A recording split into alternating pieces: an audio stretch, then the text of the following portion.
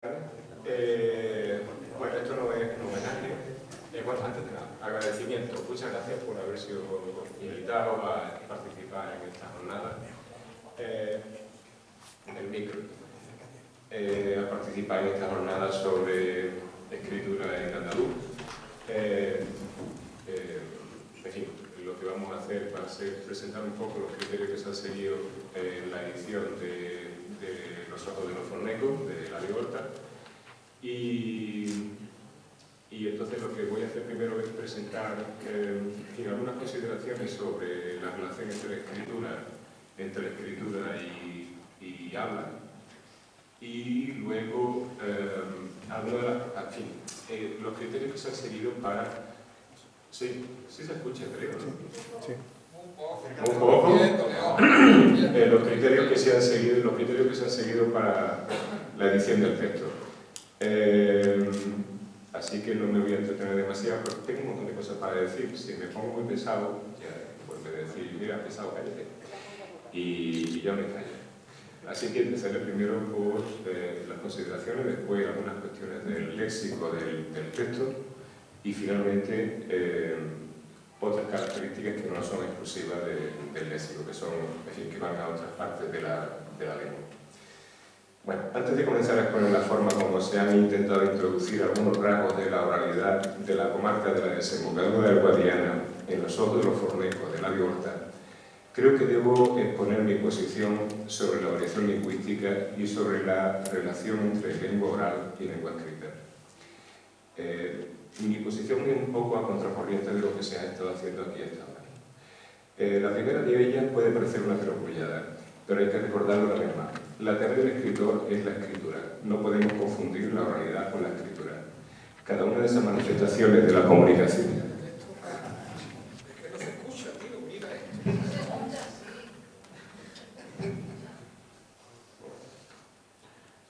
Que me gusta mucho insultarme. La primera de ellas puede parecer una perogrullada, pero hay que recordarla una vez más. La tarea del escritor es la escritura. No podemos confundir la oralidad con la escritura. Cada una de esas manifestaciones de la comunicación verbal humana tiene su propia regla y su propio contexto. Y esto, como todos sabemos, sirve para cualquier variedad de cualquier lengua con tradición escrita. Si a ello añadimos que los diferentes géneros y subgéneros literarios agrupados bajo la lírica, la narrativa o el teatro se diferencian de otros géneros escritos precisamente por su mayor atención a la forma, a la función poética de la lengua, independientemente de las tendencias y recursos retóricos específicos de cada texto, incluidos los menos convencionales, podemos concluir ya de antemano que un texto literario escrito por un escritor andaluz no puede ser tomado como espejo de la lengua primigenia, que es la lengua oral. Antes de nada, los textos en prosa o en verso de la Horta son textos literarios, y lo que encontramos en ellos son neologismos, tropos y recursos de los que se debe encargar la estilística, la retórica y la crítica literaria, no la dialectología. Eso no quiere decir, claro está, que como hablante del andaluz occidental que se oye en esta parte del litoral fronterizo con Portugal, sus textos no contengan rasgos evidentes de esta variedad en todos los niveles, morfológico, sintáctico, léxico, semántico y pragmático. Y en algunas ocasiones también en el ortográfico, consecuencia inevitable de los procesos fonológicos de los que daremos cuenta más adelante, cuando entremos a caracterizar la lengua de los ojos de los fornecos y podamos oír su discurso en la voz del autor. Segundo, todos los hablantes de español o de cualquier otra lengua hablamos una variedad, o si lo prefieren, un dialecto. El rey de España habla un dialecto del español basado en la variedad castellana culta de Madrid. Shakira habla un dialecto en el que se funden las variedades cultas del español colombiano y del español de Miami. Y puede que también con algunos matices del español de Barcelona. López Obrador habla un dialecto mexicano. Susana Díaz habla una variedad del andaluz occidental, el del área de influencia de la ciudad de Sevilla. Los académicos sentados en los sillones de la Real Academia de la Lengua de España, en ese casino, o en las diferentes academias de la lengua de los países hispanohablantes, hablan todos ellos un dialecto, por lo menos. Todos estamos condenados a hablar diferentes variedades de la lengua común. Tercero, Hablar o escribir bien es ser efectivo en la consecución de nuestros propósitos comunicativos, que es para lo que sirve la lengua, para comunicar señales, para generar efectos en quienes los perciben. Cuarto, la comunicación a través de la escritura o a través de la lengua gestual usa signos visuales. La escritura en braille o la lengua de los sordociegos usa signos táctiles. La comunicación oral usa signos sonoros. La diferente naturaleza de cada uno de esos códigos deriva de los procesos sensoriales que activan su forma o representación. No creo que la escritura sea una forma deficiente de representar el habla, ni creo que la ortografía deba ser considerada una mala o deficiente transcripción fonética. La escritura es una codificación con reglas propias que, desde su incorporación entre las actividades culturales humanas hace más de 5.000 años, ha mantenido relaciones de mayor o menor distancia con la lengua hablada. Basta citar dos ejemplos conocidos por todos: los logogramas del mandarín clásico y la ortografía del inglés. Son dos sistemas de escritura que no tienen nada que ver entre sí, pero que nos ilustran sobre la distancia que puede existir entre la oralidad y el código utilizado en la comunicación escrita. En el primer caso, el del mandarín, la relación es escasísima. En el caso del inglés, el desfase entre la fonética de la lengua y la escritura alfabética que utiliza en la comunicación escrita es un obstáculo tanto para sus hablantes nativos como para todos los extranjeros que pretendemos hacer uso de la lengua franca de nuestro tiempo. Las escrituras alfabéticas a las que estamos más acostumbrados usan un código donde la relación sonido-letra y la concepción de palabras como molécula visual y de sentido se organizan en ese organismo mayor que es el texto. El habla, en cambio, usa un código donde las señales transmitidas a través de la vibración del aire son solo una parte, tal vez el 20 o el 30%, de todas las señales que van siendo emitidas y percibidas en el momento de la enunciación. La comunicación paralingüística y kinésica, la proxémica, los estados físicos y psicológicos compartidos, la apariencia, el tiempo objetivo y subjetivo que se vivencia, los escenarios constatables, evocados y confundidos durante la interacción, las luces, los olores, la temperatura, todo lo que ocurre y se rememora en cada situación comunicativa en presencia. La escritura es otra cosa, tiene que generar contextos y autoexplicarse para hacerse entender. El habla tiene esa tarea casi totalmente solucionada. Un libro cerrado dice muy poco. El silencio entre dos personas está siempre cargado de sentido. Querer que los signos de la escritura, que es siempre una forma de comunicación diferida, se comporten como los signos sonoros que surgen en la conversación cara a cara, ansiar por una escritura fiel a los fenómenos específicos del habla es querer lo imposible. Es algo que jamás podrá ocurrir con ninguna lengua ni con ningún dialecto, sociolecto o idiolecto, ni aquí ni en la China. Por último, y esta afirmación no es ninguna novedad, a un poco de agua. Es el mismo. Agua y espera.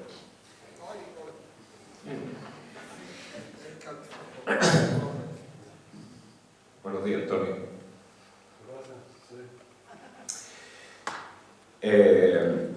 Por último, y esta afirmación no es ninguna novedad, no podemos hablar del andaluz como algo uniforme, como una variedad con rasgos distintivos homogéneos, ni en el espacio, ni en el tiempo contado por generaciones, ni entre estratos sociales, ni entre personas con diferente formación académica, ni tampoco en las diferentes situaciones comunicativas con que se puede deparar cualquier hablante.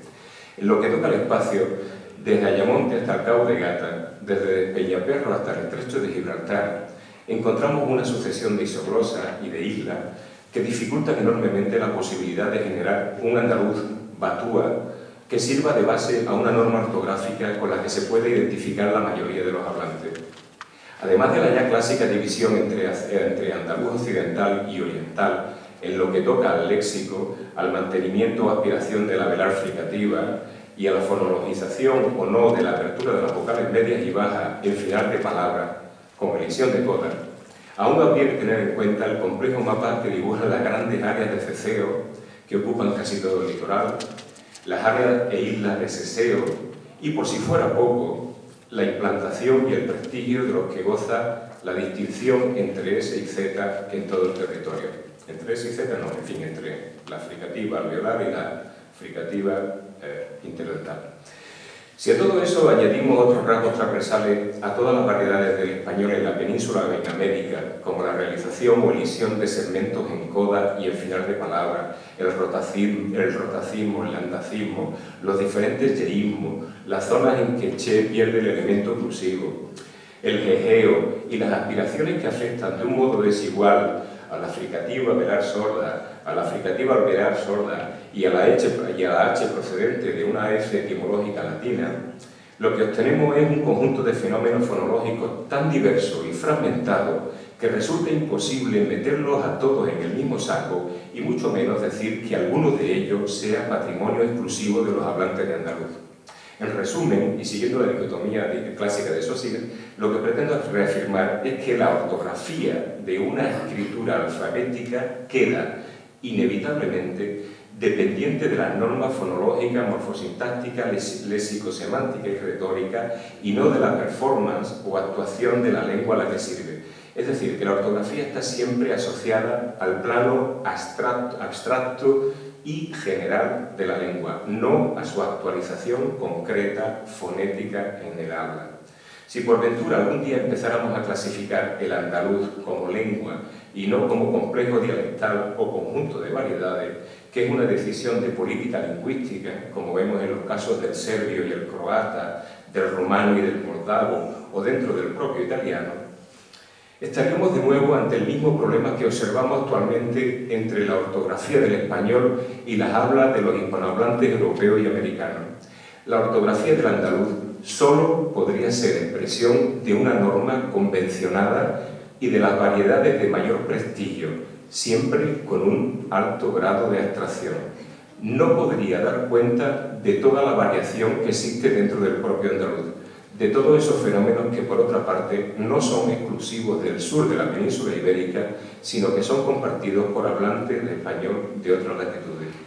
Ante este panorama, lo único que se me ocurre decir es que cada uno puede hacer con la lengua hablada y escrita lo que le dé la gana. Aunque, en mi opinión, más que una ortografía del andaluz, lo ideal sería conservar la ortografía del español, que nos permite un altísimo grado de intercomprensión escrita con un número de hablantes hispanos extraordinariamente numeroso, aceptar sin complejo que esa tendencia fonemática de la escritura del español está sobre todo al servicio de la variedad del castellano septentrional, dejar de considerar la divergencia entre fonética y ortografía como área central, porque el andalucismo lingüístico está en todos los niveles de la lengua, en algunos casos de forma sorprendente, seguir hablando con nuestros acentos particulares, seguir escribiendo como mejor sepamos y reconocer de una vez por todas que lo que realmente pensamos y sentimos cuando alguien habla o escribe mal es que es incapaz de transmitir sus intenciones comunicativas de forma eficaz y que en consecuencia sus efectos perlocutivos se resienten de infelicidad. Sería injusto negar ese primer impacto de la pronunciación o la ortografía, pero admitamos que pasa siempre a un segundo plano si a ella se sobrepone la eficacia comunicativa, que es lo que nos interesa cuando somos emisores y receptores. Tengo un montón de cosas y no sé si tenemos mucho tiempo, voy a abreviar. En vez de meterme en todo el follón, voy a centrarme en los dos puntos esenciales, que son el léxico y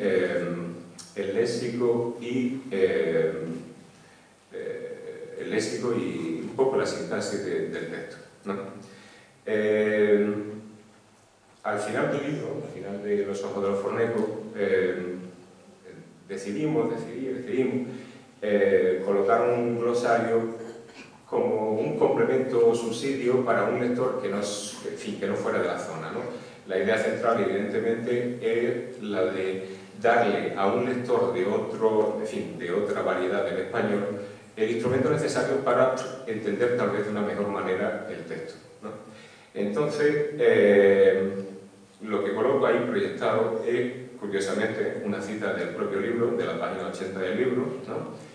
Que tiene un poco que ver con lo que voy a empezar a tratar ahora. Un mundo se viene comiendo otro mundo, playa se viene comiendo a costa, medusa a la burraca, alga a papelero y duna a cabezo, palabras sinónimas pero con distintos significados. El tratamiento del léxico lo he ordenado, en fin, está todo junto, claro, como si fuese un glosario ordenado alfabéticamente, pero se pueden hacer una serie de subgrupos dentro de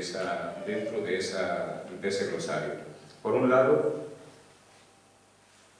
localismo, algo a lo que llamo localismo con contenido semántico exclusivo, voces dialectales, palabras con derivación idiosincrásica, fraseología y composición dialectal, variantes ortográficas de lemas incluidos en el diccionario de la Real Academia, lemas que aparecen en el diccionario de la Real Academia pero que no contemplan las acepciones que adquieren en el andaluz de la comarca, lemas que aparecen en el diccionario con etiquetas geográficas imprecisas o incompletas y, por último, palabras escritas en andaluz. Y aquí es donde, de algún modo, sí hay un pensar de la relación entre la fonética y la grafía. No lo vamos a llamar ortografía porque no hay una norma para eso, ¿no? Bien, pasemos entonces al primer grupo y qué es lo que observamos ahí. Yo voy a proyectar ya algunas de las palabras y voy leyendo lo que ya tenía preparado. Localismos con contenido semántico exclusivo. En este grupo se incluyen voces no registradas en el diccionario de la Real Academia o en otras fuentes lexicográficas del español y para las cuales no encontramos sinónimos en el léxico general de la lengua. Estamos ante piezas léxicas de un localismo radical, como ocurre con barcia, buchí, enzambronarse, forneco, lámpago, lampazo, larita, murta, sapal y su derivado sapega, en los que se detecta la clara influencia del portugués, algunos de ellos desconocidos incluso para la gran mayoría de los habitantes de esta zona, como ocurre con forneco, que está en el título de la obra. O sea, poca gente, yo no sabía lo que significaba forneco, yo soy de aquí, bueno. Y me imagino que otros habitantes de Ayamonte no saben lo que significa forneco, que está en el título de la obra de la Diorta. Pertenece a este grupo, además, un andalucismo que debería ya estar incluido en el diccionario de la Real Academia, como es Paulo, que es un juego de naipe medianamente conocido que se extiende desde Almería hasta Ayamonte. Y habría que reseñar también el caso de Buchí y su probable origen levantino, catalán, sardo o siciliano, que nos da alguna información sobre un superestrato lingüístico que se ha ido depositando en la comarca como consecuencia de la presencia de pescadores levantinos en la costa de Huelva y el Algarve a partir del siglo XVII. Isla Cristina, la Figuereta o la Higuerita fue la base de operaciones a partir de la cual se expandió esa influencia, sobre todo tras el terremoto de Lisboa de 1755, que arrasó la primera línea de costa y los asentamientos anteriores. Se ha regularizado la ortografía de Zapal, ¿no? Aquí no se pronuncia Zapal, sino Zapá, o sea, con ceceo y con caída de la R final, para mostrar la transparencia de su origen. Lugar abundante en sapos, tan sencillo como eso, o sea, un sitio donde hay muchos sapos. Es una derivación común también en el portugués de la zona fronteriza del Algarve. Me atrevería a decir que es la palabra más icónica y emblemática de esta comarca fronteriza, o Eurociudad del Guadiana, un nombre más pomposo, constituida por Vilareal de Santo Antonio, Castromarín y Ayamonte. Otro grupo, voces dialectales. En este grupo se incluyen todas aquellas voces que se han sedimentado a lo largo del tiempo en el habla de Isla Canela, de la comarca o de la provincia. A diferencia de las palabras que componen el grupo anterior, para todas ellas podríamos encontrar un sinónimo en el español estándar europeo en general, se podría decir en el español general, recogido en el diccionario de la Real Academia. Cuando ha sido posible, se han introducido sus probables etimos, aunque esta parte del trabajo lexicográfico debería todavía ser profundizada. Se observa la predominancia del usismo y occidentalismo como albiñoca, verdigón, curricurri, desfogarse, fonfonina, bufo, bufarse, lambuzón, longuerón o zafío, así como de arabismo o mozarabismo, como falqueo, jalabar o tabiga. En algunos casos esas dos influencias se funden o coinciden, como ocurre con el caso de alburraca, del árabe hispano, alurraica, ortiga, que se conserva en la palabra portuguesa alfurreca con el mismo sentido, medusa. Dos especies de pájaros remiten para el catalán. Titil, del valenciano titit, o del catalán titella, bisbita, y el francés pipita, del francés pipit, también bisbita, respectivamente. Además encontramos derivados o compuestos a partir del prefijo chichi, como ocurre en las palabras chichi o chichiri, como ocurre en las palabras chichiburri o chichiribaina, cuyo origen se podría asociar al de la raíz chichi del náhuatl, presente en otros lemas del español mexicano con los que comparte ciertas semejanzas semánticas. Otras palabras de este grupo son calderete, campuzón, Daniel, estigón, buchulito, jarilla, meriñaque o zampuzo. Voces con derivación idiosincrásica. En este grupo nos deparamos con palabras que conservan los semas distintivos de la base de la que derivan. Algunas de estas formaciones, aunque no estén recogidas en el diccionario de la Academia, son muy transparentes, como ocurre con amigacho, bareto, chavalería, correntía, espitoso, fangal, folletear, planchetazo, rastradura, papeluco, tiachón o verdón. La interpretación de otros derivados, sin embargo, no parece deducible a partir de los sufijos que se han adjuntado, como ocurre con abegoruco, chinguetazo, chivetín, conchena, conchenal, flujeteo, maguelera, mojarreo o papeleo, que ya lo hemos visto anteriormente. Entre las palabras comunes de la comarca cuya derivación hace relativamente transparente su interpretación, destacaría dos que creo que merecen un lugar de reconocimiento general: conchena y solejero. Precisamente este último vocablo está incluido en el título de otra de las obras de la de Horta, Sintonía del Solejero. Fraseología y composición dialectal. El uso de la fraseología y la composición, quizá muchas veces efímera e idiosincrásica, es un recurso emotivo, humorístico e ideológico de primer orden en la interacción verbal. La lengua literaria de la de Horta denota una especial querencia por esta faceta de la lengua. Sus palabras compuestas son sin duda un sello de estilo. Cuando se han detectado en los ojos de los fornecos estas unidades como recurso literario, las he considerado parte del proceso creativo y no me he ocupado de ellas. Solo se han tenido en cuenta los casos en que resultan de la creatividad lingüística generacional y popular. Algunas de esas piezas son de un localismo extremo, con una extensión geográfica reducidísima, como ocurre con el compuesto bichito lu, que es un tipo de escarabajo volador, o la expresión no es una luciérnaga, mucha gente piensa que es una luciérnaga, pero no es una luciérnaga, o la expresión hacer chinga chingueta. Aunque hay muchas otras cuyo alcance no va mucho más allá, como ocurre con jugar a chinchemonete, darle jarilla a alguien, echarse el jato a la espalda, maestro liendre, pegarle a todos los palos, perro cazoletero, estar a la pesquisa de algo, estar al reguero, sin servir o tapestero. Por otro lado, encontramos también variantes ortográficas de lemas incluidos en el diccionario de la Real Academia. En este pequeño conjunto de voces se incluyen alteraciones de la forma de ciertas palabras, sobre todo en el nivel fonológico y o morfonológico, que oscurecen en su comprensión, como ocurre con maguel y maguelera por maguey, meolla por meollo, piola por pídola o tarrasa por tarraya o atarraya. Voy un poco rápido porque realmente son muchas las cosillas para comentar. El siguiente grupo, que es el más numeroso sin duda, este es el más numeroso y yo creo que es el que merece mayor atención. Se trata sin duda del cuerpo más numeroso. Si consideramos que la presencia de falsos amigos, que es un concepto, en fin, son aquellas palabras que tienen la misma forma pero significado diferente entre dos lenguas, ¿no? Si consideramos que la presencia de falsos amigos entre dos lenguas diferentes aumenta o disminuye en función de la menor o mayor distancia lingüística que las separa, muchos falsos amigos entre español y portugués, mientras que entre español y chino no hay falsos amigos, ¿no? Podemos concluir que el mayor número de falsos amigos se producirá lógicamente entre las variedades de una misma lengua. No es un fenómeno exclusivo del andaluz. Esa misma tendencia se observa entre todas las variedades del español, ya sea en Europa o en América.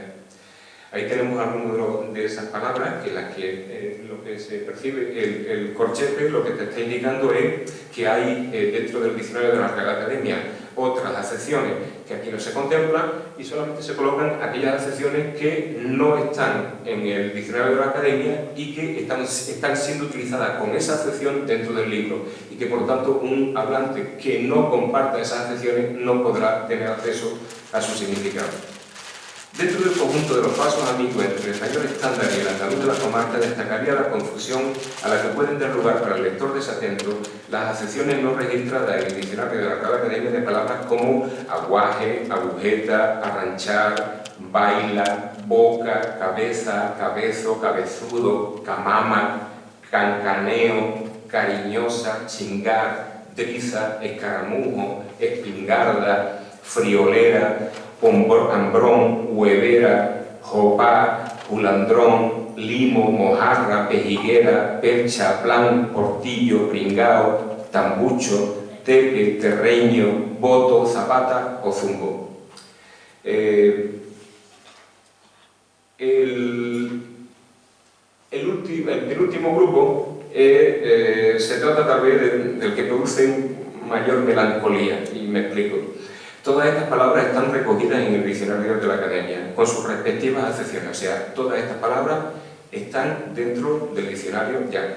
La diferencia es que en ninguna de ellas se coloca la etiqueta geográfica correspondiente a Huelva o Andalucía, y entonces aparecen marcadas como de otra zona y no como propias de, por lo menos, de Huelva, ¿no? No sé hasta qué punto se extienden al resto de Andalucía, y aquí ya voy a entrar en el meollo. Así ocurre con anguilla, barrilete, costo, gafarrón, reguero, vendaval o zapata. Y por último, las palabras escritas en andaluz por razones semánticas y pragmáticas. Voy a dejar por lo tanto la parte, tal vez de unas cuantas notillas si me dejan, déjole el audio y luego digo algo más. La opción por utilizar una grafía más cercana a la fonética del andaluz hablado en la zona se debe a razones de orden semántico y pragmático. En el plano semántico, el uso de la ortografía del español estándar habría alterado no solo las connotaciones asociadas a esas palabras, sino también y sobre todo su propia denotación. Veamos algunos casos extremos.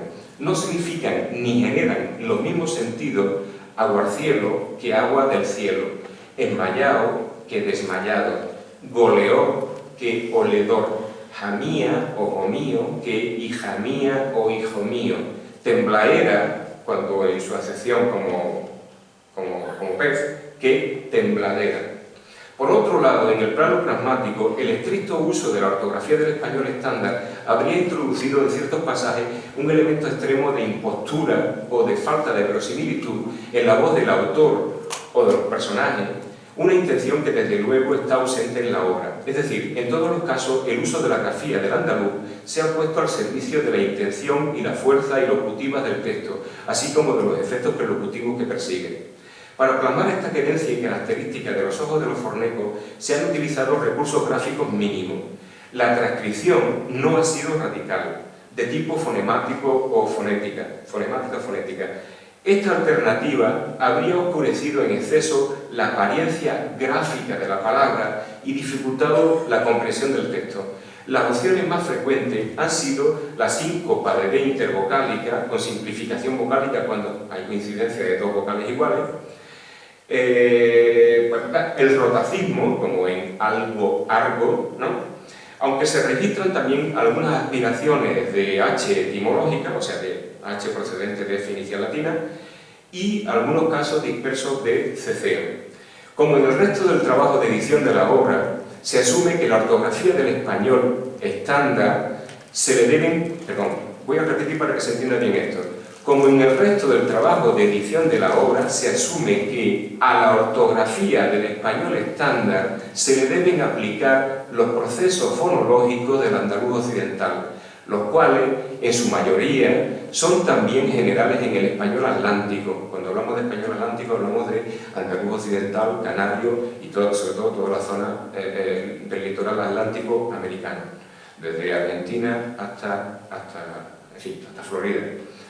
Del español atlántico, los cuales en su mayoría yeísmo, ceseo o ceceo, aspiración o elisión de S en coda silábica, aspiración de la fricativa velar sorda, jajejijo, y elisión de consonante en final de palabra. En todos los casos se han seguido las reglas de acentuación ortográfica del español.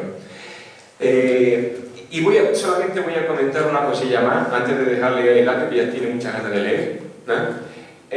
Y ahí tenemos varios fenómenos que no están estrictamente relacionados con el léxico. Desde el tratamiento dado a los personajes, ¿no? A los personajes en función de su proximidad, como pueda ser el caso de tío, tía, señor, señora, don, doña, ¿no? En el que lo que observamos es diferentes grados de proximidad interlingüística.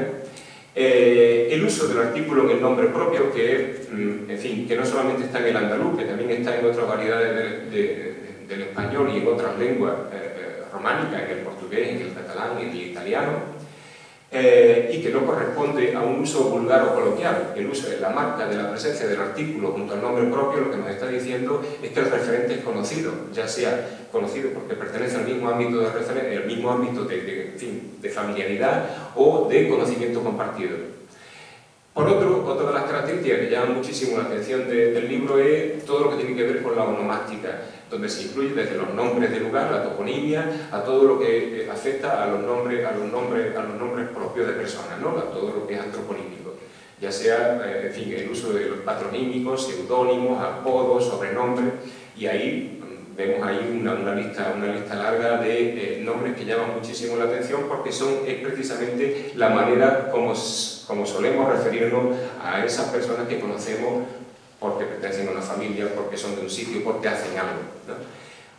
Otra de las características del texto que tampoco se han corregido porque creo que primero no oscurecen su interpretación y aunque esté en contra la norma del castellano, es el gerundio de posterioridad, y ya voy acabando. Y sobre todo, además de la confusión, que no es confusión, sino de la fusión entre lo que afecta a la forma de vosotros y ustedes y a los respectivos pronombres y formas verbales, ¿no? Que todos ya sabemos, ¿no? En fin, ahí no sé si tengo algún caso colocado, ¿no? Ustedes estáis, ¿no? En vez de ustedes están, por oposición a vosotros estáis, que sería lo normativo. Hay algo que me gustaría llamar la atención y es que hay muchas características del andaluz que van mucho más allá de la pronunciación y que me parece muy interesante o más interesante por la divergencia que muestra con el castellano. Uno de ellos, voy a citar solo dos casos, uno de ellos tiene que ver, por ejemplo, con la falta de concordancia en número entre el clítico de dativo, o sea, el clítico de objeto indirecto, les, que no existe el les en andaluz, y no existe el les porque ha caído completamente cualquier aspiración, cualquier ceseo, o sea, en andaluz solamente existe una forma de clítico, dos, le y se, no existe le, les, se, ¿no? Esta ausencia de la concordancia nos está dando mucha información sobre qué es lo que representa el nudo de concordancia de ese clítico como satélite del verbo. Y otro caso que me parece también muy interesante y que también es específico del andaluz, que pertenece a la gramática del andaluz y que no está compartida por otras variedades, que es el del plural del cuantificador exclamativo. Es decir, lo que ocurre en andaluz con casos como qué y qué es, que se parece en cierto sentido a lo que ocurre con el francés y la división entre quel, singular, plural, y quel, ¿no? El femenino. Y es lo que encontramos, por ejemplo, en frases, y aquí acabo, a mi radio, en frases como ¿qué hijos son los tuyos? ¿No? O ¿qué hijos son los tuyos? O ¿qué ojos más grandes tienen? O ¿qué ojos más grandes tienen? O ¿qué es amigo más guapo? O ¿qué es amigo más guapo? ¿No? Este plural en el exclamativo, que es específico del andaluz, también me parece, en fin, una de esas marcas que creo que merecen la pena ser estudiadas como parte de lo que es la variedad de nuestra lengua, independientemente de todo lo que he dicho antes, que es todo el problema que suscita la relación entre lengua escrita y lengua oral. Y me callo, muchísimas gracias. Y pusimos rumba a Montegordo, Casela, Tavira, Fuseta, Hollado. Entramos por la barra de Faro, pasando por el Mar Santo, y salimos por el Estero a la Barriña, por frente del campo de aviación. Ya de Faro para allá buscando una poza para fondear donde no nos vieran los guardiñas. A los barcos con las matrículas del folio H1 de Tenomaya le hacían la vista gorda, pero a los barcos H2 de la Higuerita los registraban por si llevaban rastro para pescar ilegalmente a las almejas. Llegamos sobre las 7 de la tarde, fondeamos dentro de la charca, hice de comer y nos acostamos a dormir. Estando en Duermevela, el tridente cangrejero experto en peripecia, el Tacón, el Boquerón y el Nano, empezaron a hablar y a repartirse los sitios cangrejeros más calentitos. Yo me hice el dormido, con la mano en la mejilla sobre el mamparo. Tú vas a ir para tal sitio, y yo escuchando. Tú vas al otro, y yo escuchando. Y yo voy a ir para el Mar Santo, y yo escuchando. Prepararon las pateras, cogieron un bocadillo y se fueron cada uno al sitio asignado en la conversación. Cuando se fueron, levanté la cabeza y lo vi bogar despacio a lo lejos, perdiéndose de vista en las curvas de los caños. Vamos, que me quedé estrellado y sin saber para dónde tirar. Cogí la patera de caoba que me habían dejado y la llevé a rastra hasta una poza cercana al barco. Y al tuntún tiré los jalabares al agua, amarrando la subiera a una caña que pinché en la cabecera del caño. Me puse a comer y a beber mosto. A la media hora aproximadamente voy a echarle un ojo a los jalabares y al levarlo de dos levantadas en una caja. En la primera levantada cogí 3 jalabares de 50 kilos hasta las trancas. La red me la dio Antonio Cajeta, de nylon de arte de pareja. Estaba armando un arte en la puerta del bar Vermonte, hoy la Granaína, en Punta Canela, y me dijo: Prudencio, llévate un par de brazas. Entonces, al tiempo que creí oportuno, el tiempo y la inmensidad del fango pasa despacio. Solo ves sapera, bandada de pájaros y agua corriendo si la marea crece, o agua muerta en las pozas si la marea está en bajamar. Volví a hacer otra levantada y nuevamente llené otros 3 jalabares de 50 kilos hasta las trancas. Ya vaciaba la marea y vuelvo a echarlo otra vez a las pozas. Y estando comiendo y bebiendo, que no falte el riego por dentro, viene un portugués cogiendo almeja y me dice: «Oh, primiño, ¿estás hecho, primo?» «Ya lo veo, primo», le dije. Otra vez cojo la patera de remolque, ya estaba vacía el agua y arrastrarla por el fango hasta llegar a las pozas me costó un suplicio. Hago otra levantada y otros 3 jalabares de 50 kilos hasta las trancas. Aquello era un vivero de cangrejo andante en el fango de las pozas.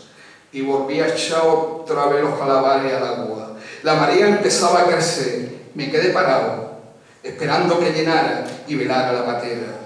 Vuelvo a amarrar a subiera la caña y cuando fui a levar por 4ª vez consecutivo, ni uno. Los cangrejos habían abarruntado la corriente y se habían largado de vacaciones a los fondos putrefactos del fango. Aquí no hago nada, me dije. Tiré con la patera bogando para el barco, metí los jalabares apretujados dentro del tambucho y me puse a preparar la comida. Siempre se me ha dado bien el trajín de la cocina. Serían las 7:30 o las 8 menos cuarto cuando llegó el nano de la isla de Mar Santo. Venía echando votos. Yo me calculé que no traía nada. Atracó la patera al barco por la parte estribó y dice: «Vengo reventado». Enjuagó los aparejos y cuando tenía la patera limpia empezó a echar tacos de todos colores por la boquita. Le ayudé a subir un jalabar con unos 30 kilos de cangrejo.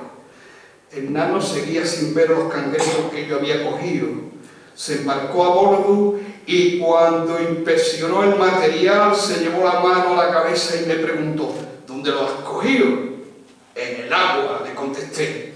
«Me cago en la madre que me parió.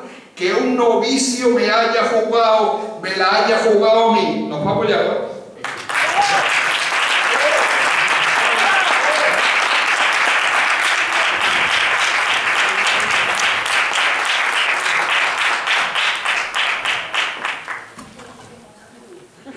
Bueno, no sé si alguien quiere hacer